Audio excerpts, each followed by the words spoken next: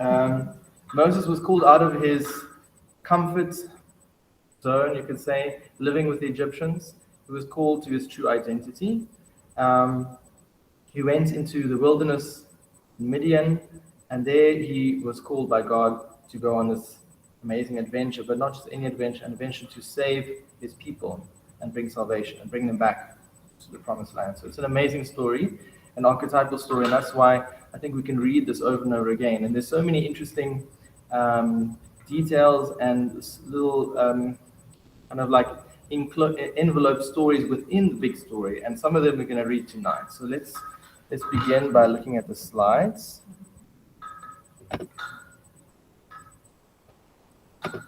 Okay, just 1 second.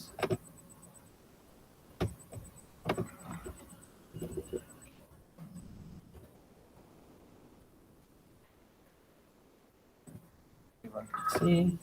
Okay, let me know if you can see the slides. Okay, so this is where we ended off last time. We ended off where Moses was tending his sheep and he saw this vision. So let's just reread it and then we'll continue. Now Moses was tending the flock of Jethro, his father-in-law, the priest of Midian, and he led the flock to the far side of the wilderness and came to Horeb, the mountain of God. So Mount Sinai, Horeb, there's a debate about the mountains, but basically it's the same mountain. There the angel of the Lord appeared to him in flames of fire from within a bush. Moses saw that though the bush was on fire, it did not burn up. So Moses thought, I will go over and see this strange sight, why the bush does not burn up.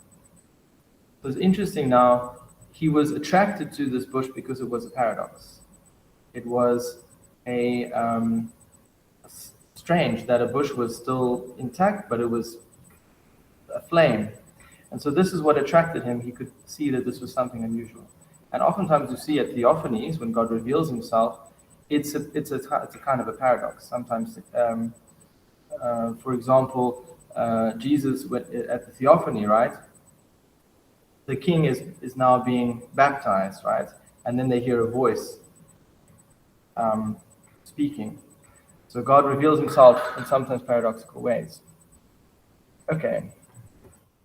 So one of the things we need to know whenever we read about a theophany, a revelation, how God reveals himself. First of all, in the Christian tradition, in the Jewish tradition, one of the things we see is that mankind often doesn't come to God themselves through, reasoning their way to God or philosophizing about God. God reveals himself to the people. He comes down to them. He condescends to them and reveals himself. That's one of the wonderful things about Christian understanding of God, that God comes to us. And sometimes those revelations are beyond reason, are beyond just, it's not something that a person could possibly create, right? That's what we often talk about the Trinity, right? It's not something that someone would just make up because it doesn't make things necessarily easier to explain about God, but that's just how God reveals himself. So when we look at this theophany now with Moses, we need to see what God is telling us about himself in this theophany. So here we read. When the Lord saw that he had gone over to look, God called to him from within the bush, Moses, Moses. And Moses said, Here I am. So we see this a lot in the Old Testament, the calling of the name of Moses, or of whoever it may be, one of the patriarchs. Calling of your name. Calling you, it's a beautiful thing when God calls your name. He wants to bring you closer to him. And Moses says, Here I am. He's now present before the Lord. Do not come any closer, God said. Take off your sandals, for the place where you are standing is holy ground. So God didn't want Moses to stand in a place with dead souls, dead leather on his feet. He was standing before the living God, the being God, eternal God, so he didn't need to stand with dead shoes. And that's always, in most cultures, taking off one's shoes is a sign of reverence. It somehow got lost in the Orthodox Church. I'm not sure when that stopped happening, but it was a tradition. And it is so in some Orthodox, like in the Oriental Orthodox Church, they do take their shoes off when they enter the church. Yeah, the Coptic Jews. Yeah. Then he said, I'm the God of your father, the God of Abraham, the God of Isaac, and the God of Jacob. At this, Moses hid his face because he was afraid to look at God. So the first way God identifies him to Moses is that he's the God of his fathers, of his predecessors. That same God that he learned about from his mother and his family, the God that helped save Abraham, Isaac, and all the stories that they would have known about how God helped those people. He was revealing himself. I'm that God. I'm that God. I'm not just some new God or some other God. You're the God of your forefathers. So he hid his face, which is a natural reaction to someone coming in the presence of God. God is holy, and we, in our sinfulness, are unable to bear the glory and the holiness of God. And so God's holiness if we aren't able to withstand it, and none of us really are, we hide from it, just like what happened to the disciples on Mount Tabor. They basically covered their faces because the glory of God was too bright for them. This is what happens to Moses. Okay, so now this is really interesting. This is really beautiful. The Lord said, I have indeed seen the misery of my people in Egypt. I have heard them crying out because of their slave drivers. I am concerned about their suffering. So I have come down to rescue them from the hand of the Egyptians and to bring them up out of the land into a good and spacious land, a land flowing with milk and honey. The home of Canaanites, Hittites, Amorites, Perizzites, Hivites, and Jebusites. And now the cry of the Israelites has reached me, and I have seen the way the Egyptians are oppressing them. So now go, I am sending you to Pharaoh to bring my people, the Israelites, out of Egypt. So what we see here is a God revealing himself that he is not indifferent. He is not just floating up far away in the cosmos somewhere, just letting everything play out. But he has seen the misery of his people. He sees people suffering. He heard the crying of them out, and he's concerned about their suffering. And this is something really amazing. And for pagans living at that time, that would have been unusual. They didn't see their gods as necessarily caring for them, concerned about their well-being, right? But this is how God reveals himself. And he says this, so I have come down. It's a condescension already. It's already got a kind of incarnational language here. God is coming down to us. He's going to be with us. I've come down to rescue them from the hand of the Egyptians. So God wants to rescue his people and bring them out of that land into a better land. So this is an image of God's ultimate plan for the salvation of humanity. If Egypt is the world, the fallen world, fallen into idolatry, God wants to take them out of this land and bring them up. It says bring them up out of that land. So resurrect them in a sense and bring them into the promised land. So, but it's interesting, then he says, and now I'm going to send you. So he sends Moses, his servants, to go and fulfill the plan of God. So God chooses a humble man. And Moses recognized he's not worthy. He says, but Moses said to God, who am I that I should go to Pharaoh and bring the Israelites out of Egypt? And God said, I will be with you. And this will be the sign to you that it is I who have sent you. When you have brought the people out of Egypt, you will worship God on this mountain. So the first sign to Moses, God says, when you've brought the people out of Egypt and you worship them here, that will be a sign to you, particularly to Moses, to show that this was God's plan. So God basically is saying, don't worry, you'll see that the people will be brought here to this mountain by you. Now, Moses' reaction is a right, correct reaction. Of course, he's showing humility, he understands that how can it be him. But this is how God always acts. God usually doesn't choose the strong man. In the biblical story, in biblical history, God chooses the weak. God chooses the one that is not able to, how can I say, like for example, God chooses not the older son, but the younger son, right? Jacob and Esau, for example. And so many examples of this. And why does God do this? To show that it's God really who is the one that is accomplishing these things, right?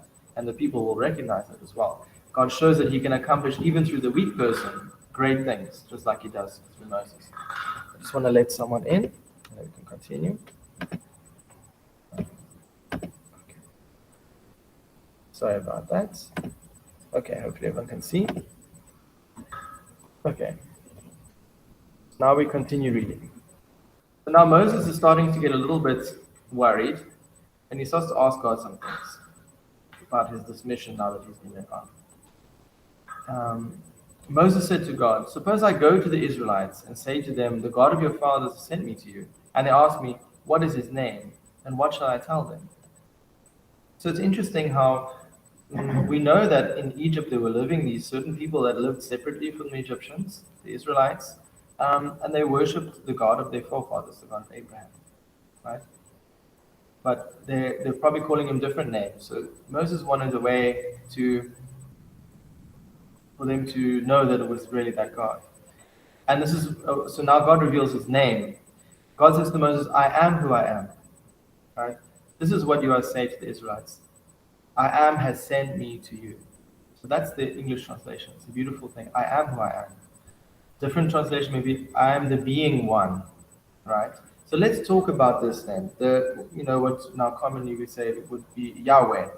Although there's also debate on exactly how that would be said. Now, of course, the first idea behind the name that God is saying, right, is that he is being the one that is being in and of himself. He's independent, he's sufficient in himself, he is a source of life, and that's what the name describes. It's not just a name given to him, it's the name, I'm the being one, right? And we see that this interpretation was taken by the Septuagint translation when the Jewish scholars translated the Hebrew into Greek. They translated it into the Greek, which was ego imi ho on, which is I am the being one, basically. Now, there's lots of semantics that we can talk about exactly all the intricacies of the name Yahweh, but it's interesting. So we see the name of Yahweh being the being one, but there's something deeper about that, and a lot of Hebrew scholars and rabbinic scholars that describe this talk about something else, which is really interesting, and they talk about that the Hebrew for Yahweh, "I am who I am," is not just means the existing God, the God that exists, right? But it's got a more active meaning. It means the one who is also revealing himself, is actively being. So he's present now, and he's revealing himself and making him present. And I think that's really important. And I think that makes a lot of sense if Yahweh is coming to Moses and saying, "I've heard the suffering of the people, and I am who I am. I'm the being one, but I'm also the being one that is now revealing himself. I'm with you." So there's an active part of that is not just saying he's just the one that exists forever, but he's the one existing and manifesting himself in our life. So the name Yahweh is really powerful.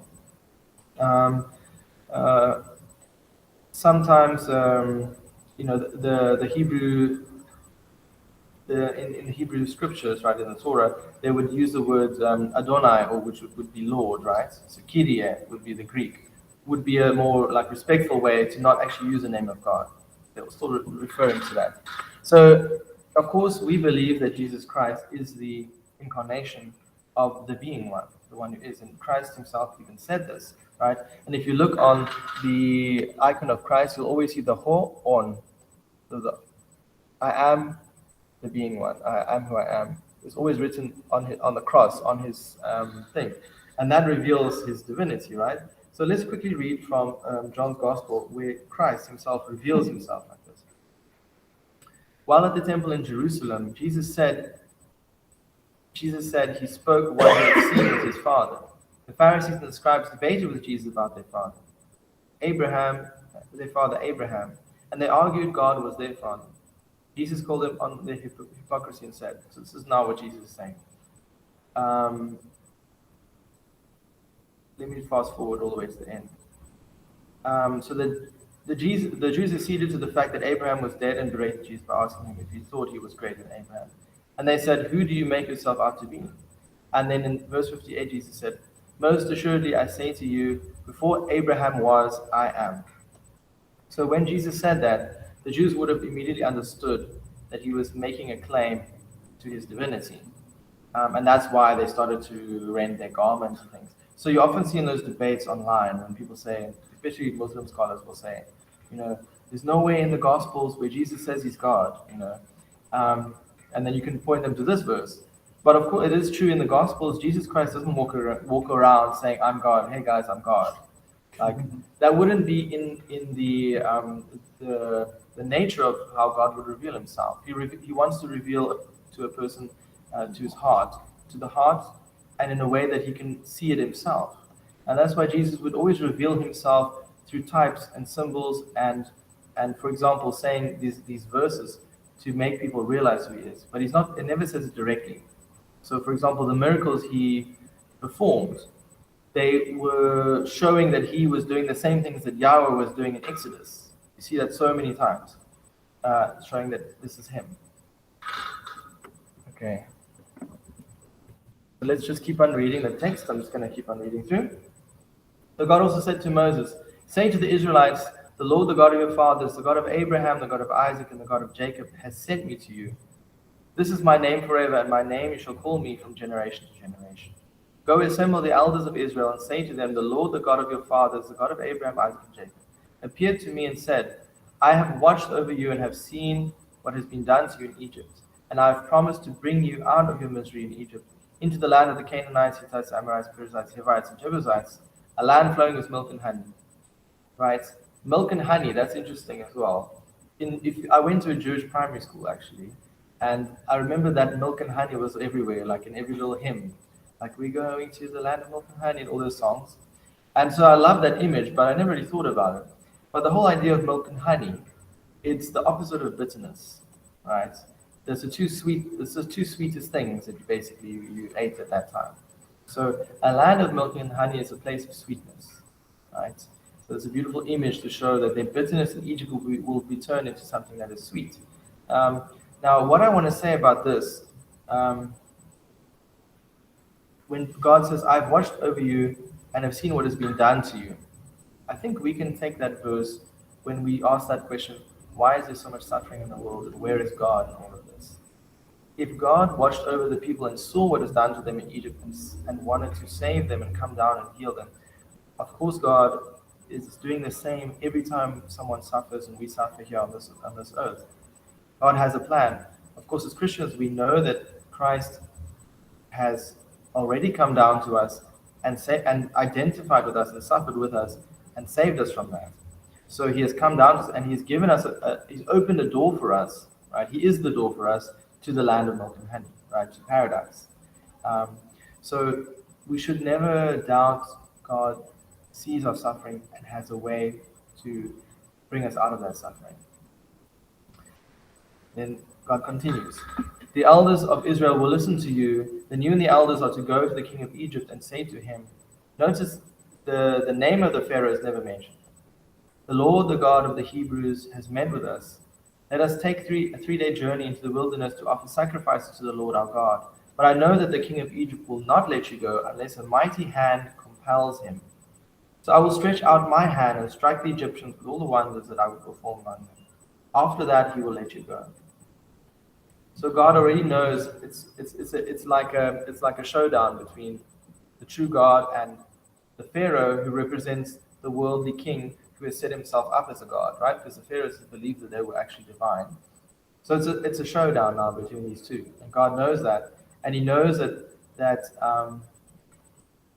the king of Egypt won't let him go unless he sees the mighty hand of God. So just remember this; it helps us to understand the plagues that will come. And only after he sees them will he let the people go. And I will make the Egyptians favorably disposed towards this people, Israelites, so that when you leave, you will not go empty-handed.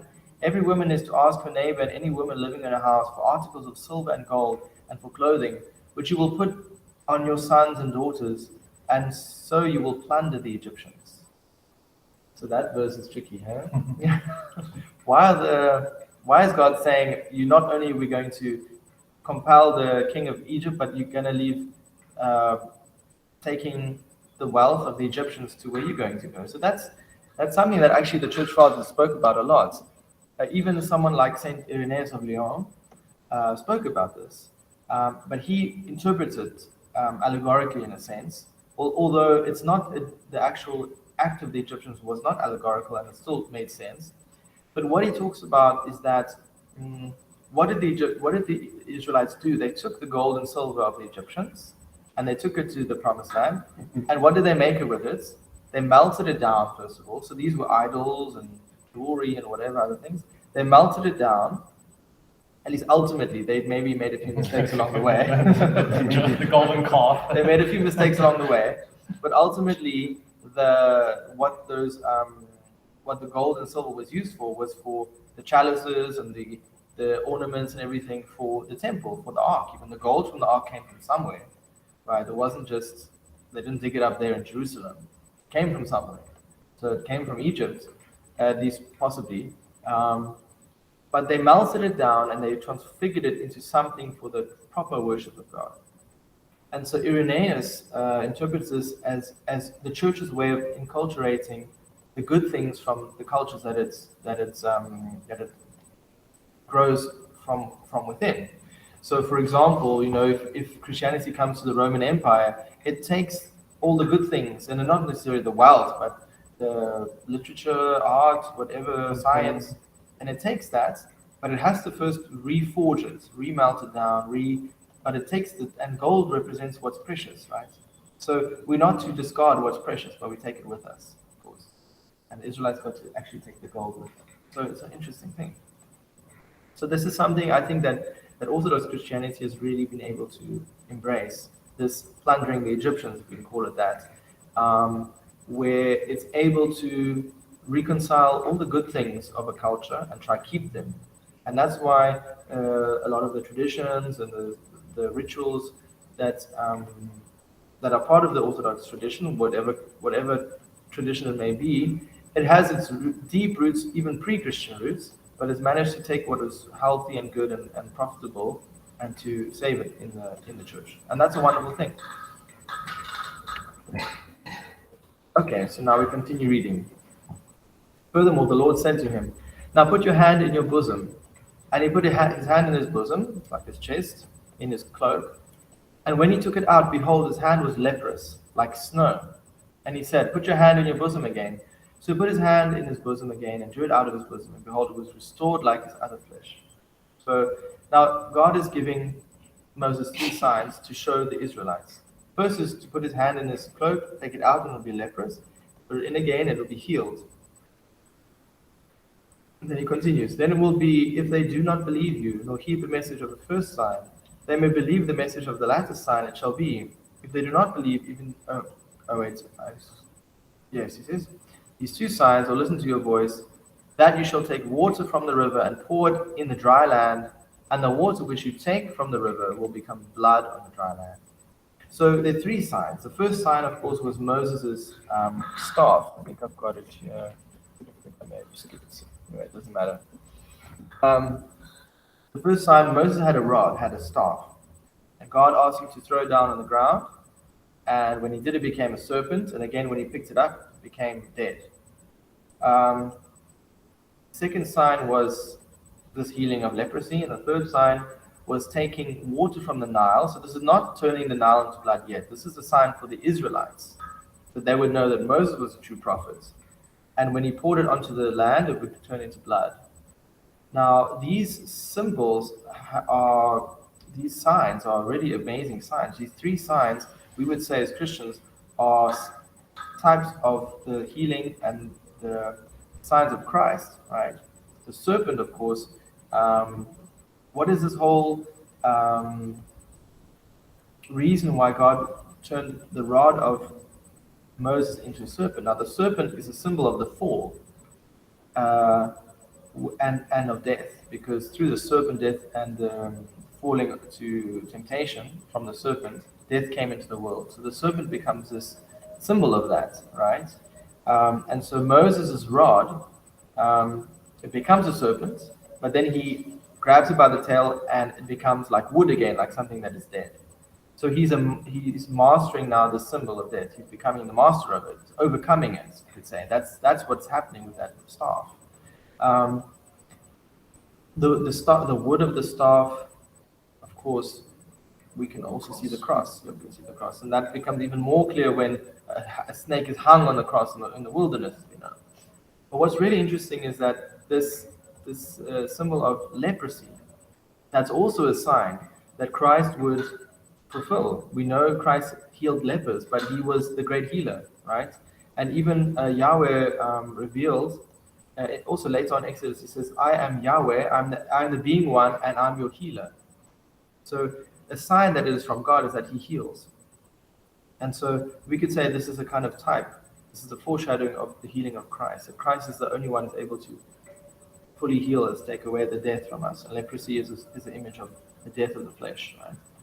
And then, of course, the cup, the water and the blood. Immediately we can see, first of all, we come to the cross when Christ was pierced on the side and blood and water came out of him. But this twofold sign, where we also see this a symbol of baptism and the Eucharist, the two major sacraments, right? So we see how this symbol was shown to the Israelites first, to show them the power of God. And they believed him. They saw these signs, and it convinced them. That's really amazing. Okay. So now Moses starts to backpedal. He starts to. So now God's given him these signs. God's, reassuring him. But then Moses said to the Lord, "Oh my Lord, I'm not eloquent, neither before nor since you have spoken to your servant. But I'm slow of speech and slow of tongue." So that's interpreted as he had a stutter, or had some kind of speech impediment. The Lord said to him, "Who has made man's mouth? Or who makes the mute, the deaf, the seeing, or the blind? Have not I the Lord? Now therefore go, and I will be with your mouth, and teach you what you shall say." So already God is reassuring him, I made your mouth. So if I'm asking you to go, it's fine. You'll have what you need, right? He will complete whatever is missing in you. And I think that's something that can encourage us, some of us. But he said, "Oh my Lord, please send by the hand of whomever else you may send." So now God gets angry. So the anger of the Lord was kindled against Moses. And he said, "Is not Aaron the Levite your brother? I know that he can speak well. And look, he is also coming out to meet you. When he sees you, he will be glad in his heart. And you shall speak to him and put the words in his mouth. And I will be with your mouth and with his mouth. And I will teach you what you shall do. So he shall be your spokesman to the people, and he himself shall be a mouth for you, and you shall be to him as God. And you shall take this rod in your hand, with which you shall do the signs." So, I took the words of St. Paul when he wrote to the Corinthians. He said, "For the sake of Christ, then, I am content with weakness, insults, hardships, persecutions, and calamities. When I am weak, then I am strong." And this is something we see that Moses didn't quite understand. He thought, you need a strong man to go into Egypt to free the people. But God was taking Moses, even with his weaknesses. God was able to fix him. And you could see that taking Aaron was a kind of condescension, right? God said he would give him what to say. But because Moses kept on doubting himself, God got angry, and then he said, "Fine, take your brother, Aaron." And so they together became the spokespeople for Yahweh, right? Moses spoke to Aaron, and Aaron would speak. Okay. Moses goes to Egypt. So Moses went and returned to Jethro, his father-in-law, and said to him, "Please let me go and return to my brethren who are in Egypt, and see whether they are still alive." And Jethro says to Moses, "Go in peace." So it's a beautiful thing. Moses' father-in-law sends him in peace to go, and what? Now Moses didn't say the full reason why he's going, to see if they're alive, right, in Egypt, but actually he was to redeem them. So this little dialogue can kind of be seen as a Trinitarian dialogue, if you really think about it. It's God speaking to Christ, the Word of God, Son of God, speaking to his Father. Let me go down and take my people back, right? And God the Father says, "Go in peace." It blesses him for that. This is like the working of the plan of salvation, you could say. This is the image of that. Now the Lord said to Moses in Midian, "Go, return to Egypt, for all the men who sought your life are dead." Then Moses took his wife and his sons and set them on a donkey and returned to the land of Egypt. Moses took the rod of God in his hand. So Moses goes.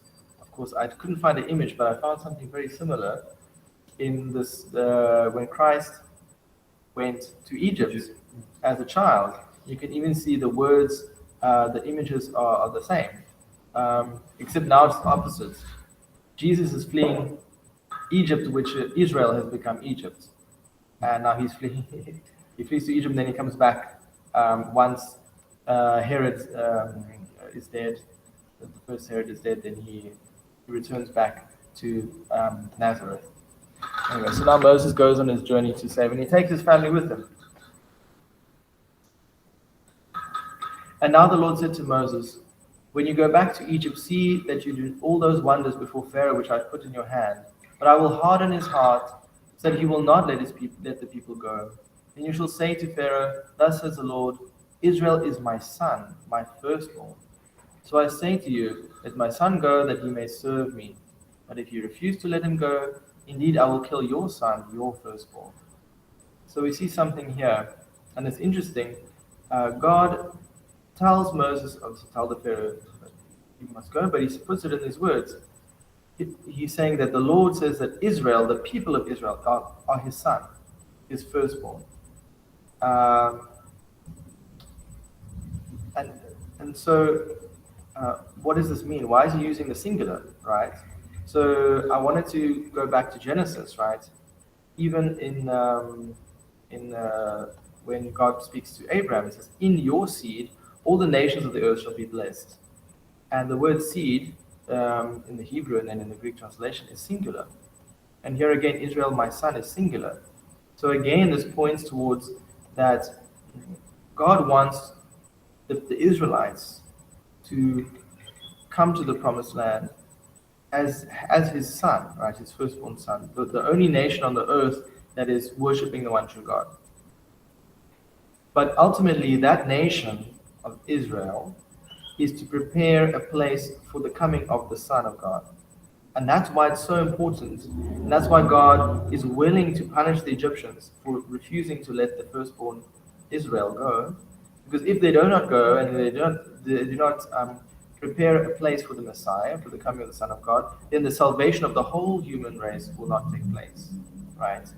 And so what God is saying, if you do not allow my son to go for the ultimate salvation of the world, then I will indeed kill your son, your firstborn. So there's this kind of play on this. Now it's very, very sad. And of course you think, well, how can God do such a thing? But we should remember that when Jesus Christ died on the cross for the sins of Israel, he even died for the firstborn sons of the Egyptians, right? And he opened the door possibly for salvation to them. What else can we say about that? We also must remember that the punishment that is impeding, right, coming to the Egyptians is a punishment for what they have already done, right, by killing innocent children and the firstborn of the Israelites. So we need to see all of this in context. Right? Okay. Now we come to this difficult question of the hardening of Pharaoh's heart. Now, in Romans, Paul says, therefore he has mercy on whom he wills, and whom he wills he hardens. So this is a difficult thing to understand because as Christians, of course, we believe that God has given us free will. And we can always exercise this free will. So what does it mean, right? When God said he will harden Pharaoh's heart. So there's a lot of ways we can interpret this. And in fact, if you look at the rabbinic, even not even in the Christian tradition, but in the rabbinic tradition, there's lots of different ways. Saint Gregory Nazianzus, who wrote a very good commentary on the life of Moses, he mentioned this. Let me read what he says first. Let me read it just exactly what he says in his treatise on this. He says, it is as if someone who has not seen the sun blames it for causing him to fall into the ditch. Yet we do not hold that luminary in anger pushes into the ditch someone who does not choose to look at it. Rather, we would interpret the statement in a more reasonable manner. It is the failure to participate in the light that causes the person who does not see to fall into the ditch. In the same way, the thought that the Egyptian tyrant is hardened by God, not because the divine will places a resistance in the soul of Pharaoh, but because the free will, through his inclination to evil, does not receive the word which softens resistance.